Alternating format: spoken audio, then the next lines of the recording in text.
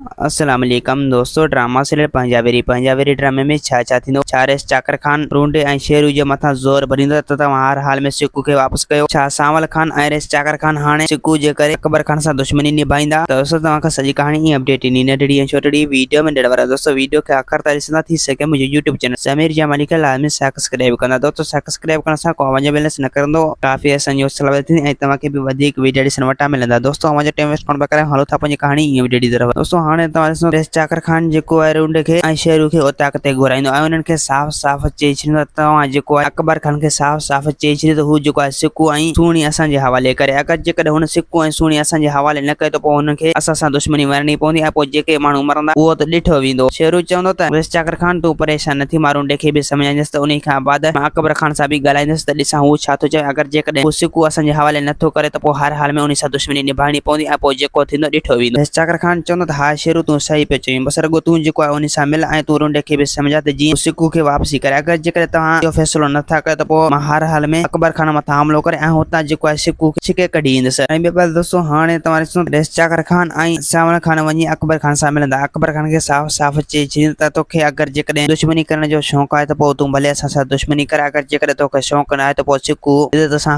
असांजे हवाले कर। अगरि जेकॾहिं तो सिकू असांजे हवाले न कयो त पोइ मजबूरी सां असां तुंहिंजे मथां हमलो करे ऐं तोखे मारे जेको आहे असां सिकू खे हर हाल में अदद करे ऐं उनखे मारे छॾींदासीं। जैसे अकबर खान चवंदो त सांवल खान ऐं रेस चाकर खान तव्हां मुंहिंजी हिकु ॻाल्हि यादि रखी छॾियो, अगरि जेकॾहिं तव्हां ईअं ई सिकू जे मथां हमलो कंदो त पोइ मां बि माठ करे कोन वेंदुसि। छो जो सिकू मुंहिंजे अमन ऐं अमान में आहे ऐं हुन मूंखां हिते पनाह वरिती आहे ऐं हर हाल में मां हुनखे पनाह ॾिनी ऐं मूं हुन सां वाइदो कयो ऐं उन वाइदे जो खिलाफ़ी मां कॾहिं नथो थी सघे। रेस चाकर खान चवंदो त अकबर खान पोइ तूं इहो सरासर असां सां ग़लति पियो करीं, मतिलबु त तूं हुनजो पासो वठी ऐं असां सां दुश्मनी निभाइण जी कोशिशि थो करीं। अगरि जेकॾहिं इहा दुश्मनी तो निभाए त पोइ तोखे नुक़सानु पइजी वेंदो ऐं पोइ घणा ई माण्हू मरंदा। दोस्तों उमीद आहे कहाणी ईंदव खे पसंदि। असांखे ॾींदा हाणे जा त वरी तव्हां सां मिलंदासीं कि नई वीडियो में। जेसीं ताईं मुंहिंजो ख़्यालु रखंदा। ख़ुदा हाफ़िज़।